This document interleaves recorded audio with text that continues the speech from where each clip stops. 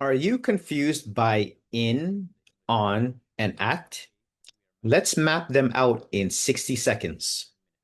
In is for enclosed spaces. Think of being inside a box or a room.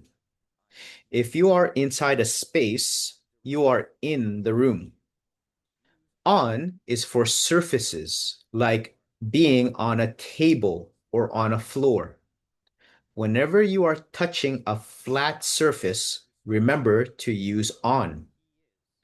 At is for specific points, like standing at the door or at a desk.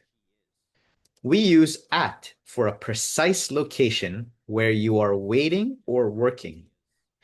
Think of it like a map.